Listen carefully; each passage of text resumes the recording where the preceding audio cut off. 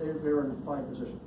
There was enough money to go out and buy the next bigger property, fixed it up, raised the rents, made it more valuable, went out and refinanced it, put a brand new first mortgage on it then, paid back the line of credit. And what did that lender do for me on that line of credit when I paid it off early, by the way, and added another income producing asset to my portfolio?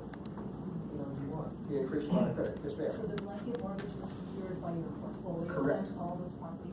Yep. Now what's interesting, some of you are thinking, well, boy, isn't that risky? And I would have thought the same thing 30 years ago.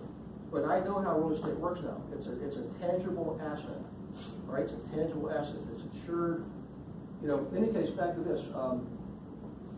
So Josh, well, for everybody, this is for Jocelyn and everybody else. Down here, here's the big kicker. This is me borrowing out of need. I had to borrow to get the properties, right? Had to borrow in the front end. Up here, when am I borrowing? I'm borrowing on the back end after I acquire the asset, which puts who in control? Puts us in control. This is your, borrowing out of need. This is borrowing strategically against assets you already own. Now, does it take a while to get there? It did for me. But you know what? I'm here to tell you the truth. I'm not here to give you the smoke and mirrors and just go flip a switch and the money comes out. This is not buying, this is not playing the lottery. This is building your own lottery machine. Okay? You guys like that? And what's interesting, this difference here, the curve, that didn't take forever. What took forever was all this crap down here. After about 3 years, that's when this curve started to turn up. And this thing now feeds itself. I'm literally debt free. 3 years ago, 3.5 years ago, I have no mortgage, personal or business. That's it. But when you first started, a lot of people hear stories about the subprime and all that. How did you protect yourself? I mean, that's the main question you always get from investors. What if the subprimes come back together? Well, in the beginning, here's what I did, guys. I did do all the creative stuff. I took Carlton sheets. The thing is, though, is that stuff is dangerous because, he's still alive, by the way. And in a big recession, he did declare bankruptcy. Matter of fact, so did David Ramsey. Who's this? Dave Ramsey, Carlton Sheets declared bankruptcy. He's the grandfather of real estate guru Carlton Sheets. But you mean when he declared bankruptcy, his company declared bankruptcy, he didn't, right? Oh no, he was wiped out. He was wiped out. He told everybody in public. Matter of fact, he gives his stuff away for free now. Because he felt like it was worthless, because everything he taught for 40 years was totally washed out with the recession. I just wrote a book, the 7th book is called Real Estate Reality, The Truth Behind No Way Down Investing. It's actually getting ready to go to the printers. You guys, if you'll want, I'll give you a free electronic version, but it actually explains, kind of explains what I just said up here. It explains what techniques work well when you're first starting investing and which ones work later on once you have assets. But to not always be no money down investing. So a lot of investors make the mistake thinking, well, you always buy no money down. That's how you grow your portfolio because you have no risk. I'm like, that's ludicrous. If you don't have any money into it, that means you generally have more debt. Would you agree? Your debt to ownership ratio is much higher, and your income to expense is much lower because you got more debt payment going out. And in a recession, who gets hurt? The people with all that massive debt, right? And that's exactly what happened in a big recession. People always saw what was on the news because the news is only going to show you the worst of the worst. They're never going to show you the people like me. They don't make money putting me on the TV, on a commercial, right? Or on their nightly news, right?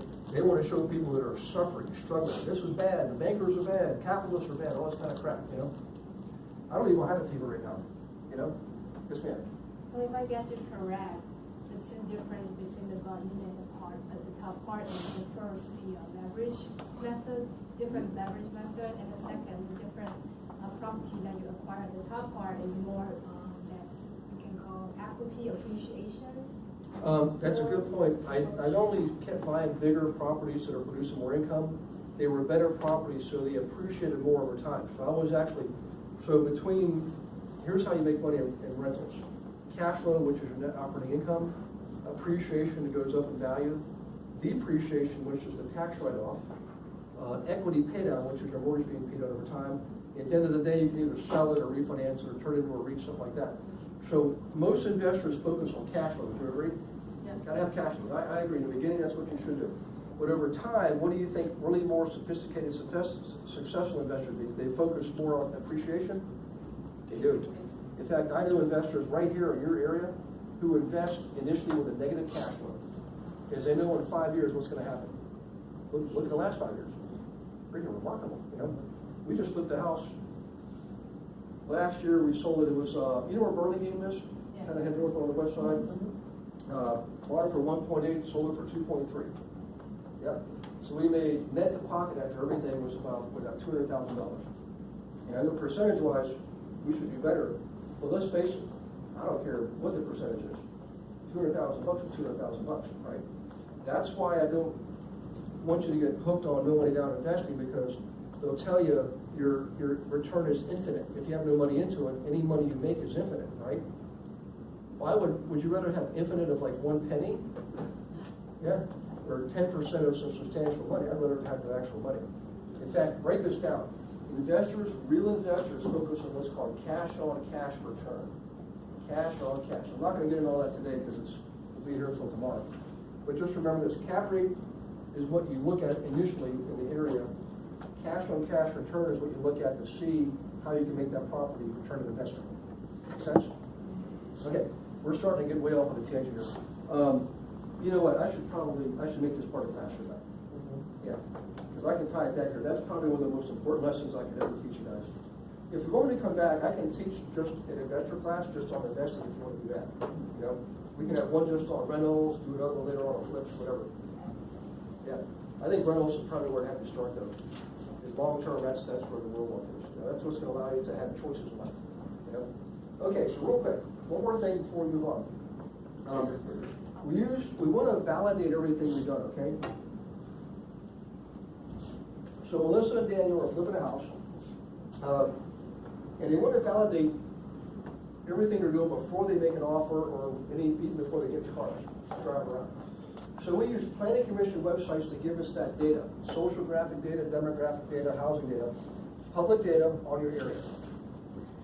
They take their data from USCensus.gov and their tax assessor database too, their housing data, and they make it available to us. Free websites. Every county has one. Every city has one. Now the challenge is this: no two planning commission websites look alike. They all look different.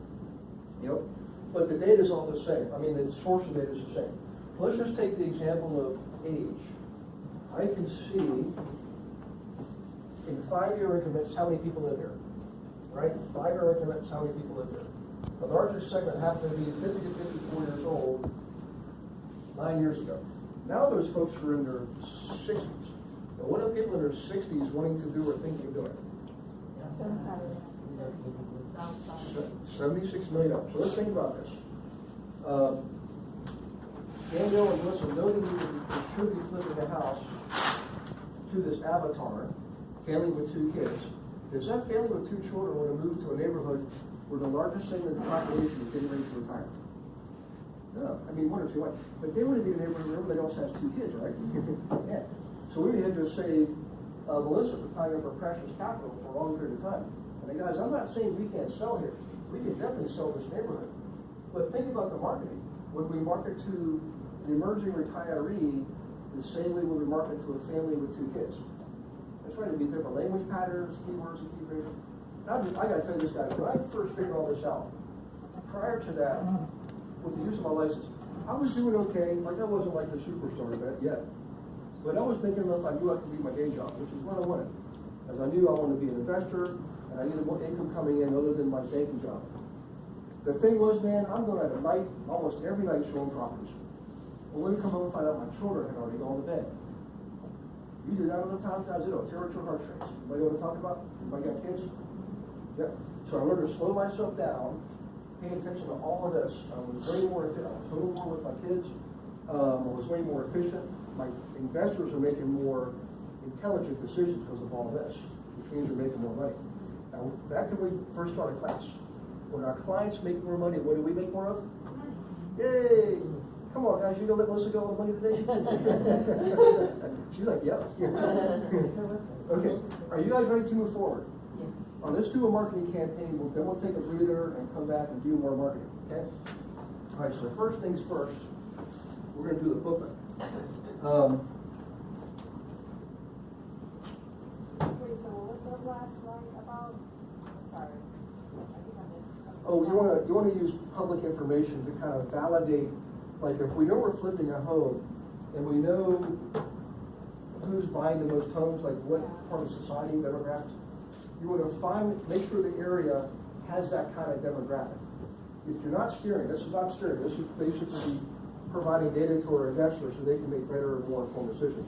Because let's face it, we're improving the neighborhoods, right, on these houses. What steering is like me saying, going to this person and saying, hey, you don't want to live there, it's all college kids. That's steering, you don't want to do that. When I'm working with the investor, what I'm doing is saying, I think you should look at this data and make sure you're investing in the right property in the right area at the right time. That makes sense? Thanks for the question, by the way. It's really more of a validation phase. Okay, so back to this. What did I put there? You have to be in charge of today. All right, make sure I'm leaving everything I got, my keys, my phone, my clicker. My mom could always tell where I was, she just followed the trail, you know? Okay, so real quick, booklet. The way this came about is I had a financial planner's booklet years ago, and I woke up this one morning in a hospital. I was in a recovery room after surgery. This is when I broke my back, by the way. And recovery nurse came in first with a needle. She was going to give me a shot. And I asked her, I said, would you please tell me what that is? He said, yes, Mr. Wilson, it's called Dilaudid. Have either of you ever heard of Dilaudid before? Dilaudid, the way, yeah. I don't know what's in that stuff, but I don't know either. Look at this. I've never taken it, but I've seen people who have. Yeah, everybody, stay away from Dilaudid. I don't know what's in that stuff, but it works. And I yeah, it's I don't know what's in that stuff, but it's powerful. It worked. I had no pain. They actually literally, I already had taken some Percocet. My regular doctors, we didn't know I broke my back yet. They said, take the Percocet, it'll take care of the pain. It didn't even cut through it. When the emergency room people didn't know that, and they gave me a Dilaudid. What happens when you put this morphine-based stuff on top of Percocet? They had to resuscitate me. Oh my God. Yeah, so I refused it the next day. And right, by the way, the other thing is this, the surgeon came in after her, said, Mr. Wilson, congratulations, you made it. Bad news, your right leg's not functioning. Just like that, like ripping off a band, I'm like, man. You ever know people having multiple things happen? That was one of my times, yeah. So I was like, what am I gonna do? Because what does a realtor do when you can't walk and you can't drive? You put a rehab, right, guys? I have to lighten things up a little bit. Take a rehab here in San Jose. So in any case, at the time, my two oldest children were both just starting college in small, private, out-of-state colleges. Anybody know what I'm talking about? I think I bought a couple of Ferraris in those years. I'm still looking for them. So, yeah. And I knew I was in trouble. I went through, that was my first surrender moment in life, where I just basically said, you know, God, you take over, because I've obviously made a mess of things. By the way, real quick, surrender doesn't mean you give up, guys. That's not what that means. You've got to, it's like releasing it. Does this make sense? Yeah. Release yourself. Just let God take over. I'm not saying if you pray or don't pray, you can do. Anybody can do this, right? I went through because I had to. I started praying like a maniac. I mean, I didn't know what else to do. What was it going to do, right? So in any case, you have to take action. Here's what I found out. You're going to have opportunities. Would you agree? God's going to give you opportunities. But who has to take the action? We do. Yeah. So the next day, by the way, I took a lot of action, I put together 2 transactions. Do you think they were owner-occupied transactions? Here, it was these guys. INVESTOR. I love the business, man. They came to the rescue for me. They did something to survive, they helped me thrive. Here's what I'm getting at. All right, so 2 days later, doctor shows up for his daily visit, sits down, and the first thing he said was, Mr. Wilson, the nurses are telling me you're not normal. It's like that, Mr. Bitsheimer. What's your first name? Lewis. Lewis. Apparently in a hospital, they don't like it when you refuse medication. So, in any case, he stayed to talk to me, got to know I'm a scoutmaster. I do high adventure trips all over U.S. and Canada, still today. Whitewater rafts, rock climbing, you name it. And he looks at me and he says, do you believe you're going to walk again? Just like that. And we start thinking about this. This was a critical turning point. Now think about it. In my mind, would you agree, I see him as the expert? Yep. Now when he asked me that question, what did that do for my belief? Totally. I said, if you believe I'm going to walk again, I believe I'm going to walk again. I mean, what would you do, right? So he looks back at me and he says, if you just had the mustard seed of faith, just like that, you know what I'm talking about? And he starts pounding his chest. He said, you take action every single day. Do everything I tell you to do. Not only will you be walking, you'll be surfing, skiing, everything else. And 6 months later, I took my first class scouts on a 2-day backpacking trip. Yep. So I thank God for putting that doctor on my path at that time. His name is Matt Elkadi, by the way. You guys know anybody with neurological damage? Write this down. E-L-K-A-D-I. Matt Elkadi. From Lebanon. I think the guy's a miracle worker. Yep, E-L-K-A-D-I. You know what's funny, Melissa? You ever know people that had like rods and cages put in their backs, like metal? He didn't do that. He injected cement in my back. I mean, I don't know, it's kind of medical cement or something. So I've literally got like 99% mobility now. I do everything I used to do. I don't race like I used to. But I can like, other than dancing, when I dance, it's like a robot. But in any case, when he gets up to leave, here's where things change. He looks back and he says, you know, for the record, most people just watch TV and eat food all day long. I said, doctor, I can't. I have to work for myself because I'm in business for myself. And he asked me, what did I do? And I said, I'm a realtor. I'm an investor. And he said, are you serious? He said, I've been thinking about that lately. Well, it gets better. He said, would you come to my practice and help my doctors invest in real estate? Ding, ding, ding, ding, ding, yeah. It took about 0.001 seconds to say yes to that. See, class, that's why I don't do those drugs, so I can be aware of these opportunities. Right? I'm just kidding. The funny thing is with the cannabis laws now, I've been to every single state, and you think it's funny here, you should see Oregon. It's like every street corners now. Mr. Happy's cannabis shop. Mr. Nice Guy cannabis shop. Well, the thing is, my theory is this: let them smoke all the weed they want. They go home, watch TV, watch the cartoons, and eat Doritos, and I'm out here in the world making deals with them, right? I'm just kidding. Some of you might be weed smokers. So in any case, so back to this. Here's what happened. 3 months later, he came to pick me up in his own car, take me to a restaurant where 30 of his 32 neurosurgeons were waiting for me. Yeah. So it was like a workshop that he just like set up for you? Restaurant. In a restaurant. Big, fancy steak dinner, the whole night. So I didn't want to show up with a bunch of these, right? Because what would those doctors done with this? Right.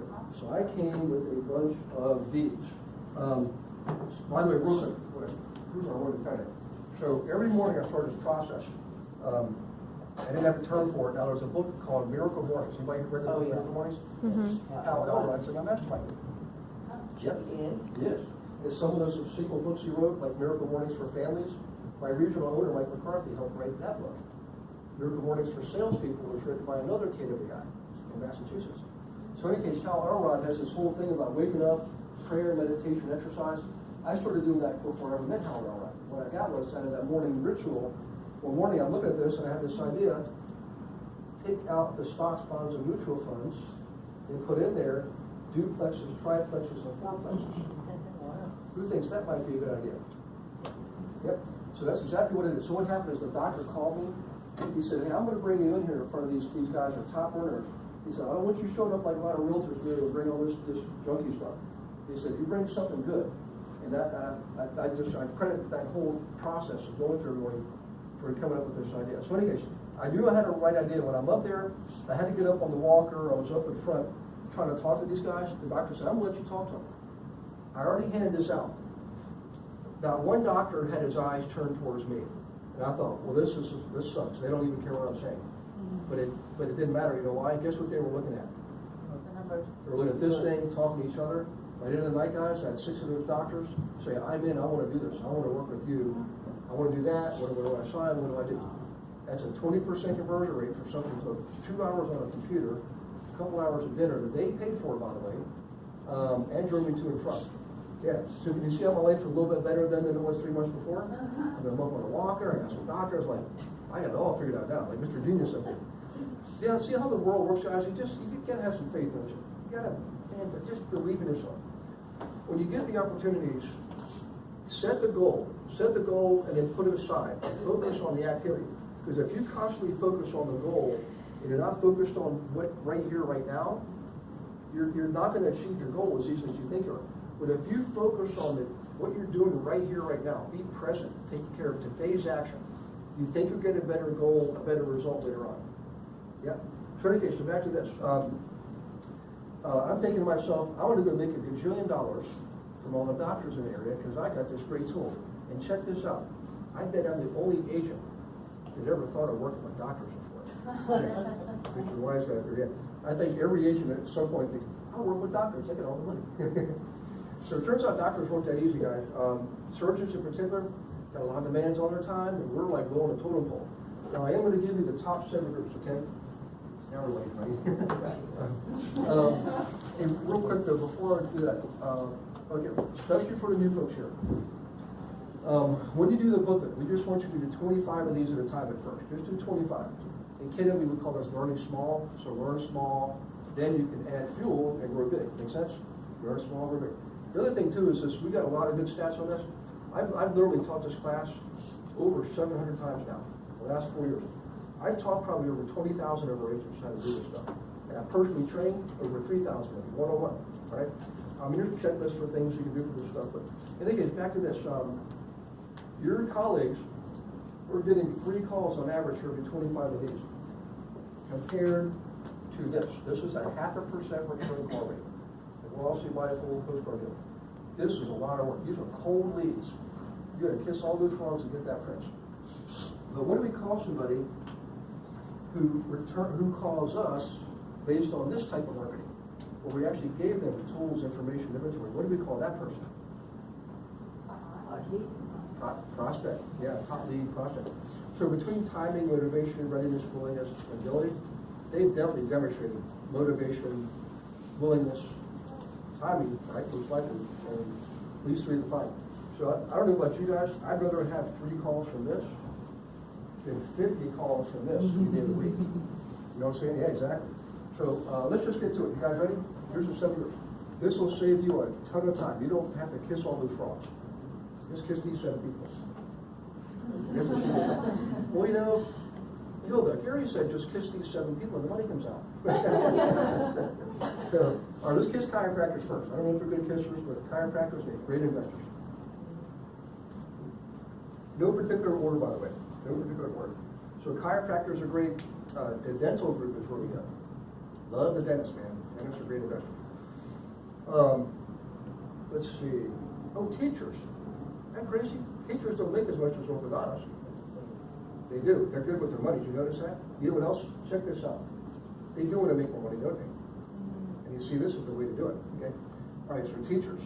Another great group is this public servants like firemen, policemen, first responders. Firemen, policemen make great investors.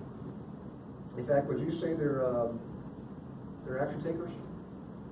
And who do we work with? We work with people who take action, right? We want to be an action taker, work with action takers, and you get results. All right, firemen, policemen, engineers. I love them. Oh my gosh. Actually, you know what's funny is I saw some, all right, let's just cut. Around here, do we not have a lot of engineers around here? In fact, how many of you have an engineer somewhere in your families? Anybody married to one? Yeah. And let's face it, Shysta, is that right? Legitimate engineers, they're going to ask a lot of questions, aren't they? They're going to tear this stuff apart. They'll take this book right here and turn it inside out and upside down and, you know, whatever. Ask a lot of questions. But here's the thing I like about it. Do you have to teach an engineer how to do something more than once? I think it's the first time. In fact, when an engineer commits, would you say they generally follow through?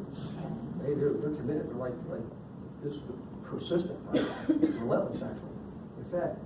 Okay, so number 6 and 7 are. What's that? 6 and 7 are? Yeah, we'll real quick there. Check this out. Which between these 2 types of investing, which ones would you say resonate with engineers most? Structure, organization, growth. That's how their brains are wired. The other thing about engineers, guys, probably one of the most loyal groups of clients I've ever worked with were engineers. Loyal to a team. Okay, another group. Pilots. All right. Let's talk about their DNA. All right. So when a pilot first crawls into the cockpit, what's the first thing they go through before they do anything else? Checklist. Good thing for people to travel. So what should we give them by our marketing? Give them a checklist. Just load that thing up. Give them. Where's that? Here it is. Check this out for you flippers that are there. Flip it, a rehab summary sheet. Once you've done all your homework, right? Electrical, roofing, plumbing, check, check, check. The other thing I like about pilots is this. They're already trained. They're trained and conditioned to make decisions what? Good thing for us, right? Make them fast. Hey, by the way, if you ever want to have a lot of fun, go hang out with some airline pilots. Yeah. You may never fly again. So have some fun. Hollis. All right, I know there's one more group, I think one more. Yeah. All right, military. I love them. They tend to be more disciplined on average. Would you agree? Military folks tend to be disciplined. They also tend to be really respectful. Show of hands, who'd like to have more respectful clients in the business? You're one of those guys, right? The thing I like about military is they have what's called VA eligibility. They don't have to have any money down, and they keep it even after they're out of the active duty, right? Depends on time frame, but in any case, they can also reuse that. So what they'll do is, this is what I've seen. I would advertise in Stars and Stripes magazine, which is a military publication. I would advertise myself as an investor agent, okay? And I'd get these guys who are active duty while they're being transferred. They buy a house here, right? Keep it for 2 or 3 years while they're here, get transferred down to San Diego, but they wouldn't sell this house. They would refinance it with a conventional mortgage that frees up the VA eligibility. Exactly. And they keep going. Yep. Love those guys. All right, real quick. You know, we've all heard that saying, birds of a feather flock together, right? So Saturday comes around, beautiful golfing day.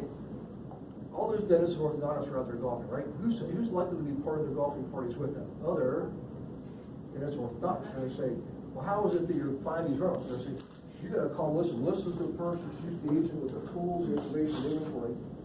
And I'm sorry, keep it in the room. And who are those guys going to call? They're going to call Danielle. I'm just kidding. Melissa's like, wait, what happened? I'm flipping. Yeah, I'm buying home, I'm buying home. I'm telling them, call Danielle. I'm There bored. you go. Get her before. No. Hey, show of hands, how many of you feel like you know even just one person, any of those sellers? That's actually pretty good. Okay, you guys like this booklet as a marketing campaign? Uh-huh. Well, let's do a commitment test for Hilda. Here's what I want you to write down. I want you to write down a number from your heart. And here's the question.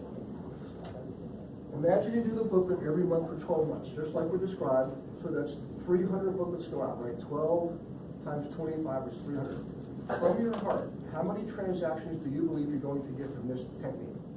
So go ahead and write. Don't write from your head. That's your brain trying to analyze things. From your heart. Everything starts in the heart, guys.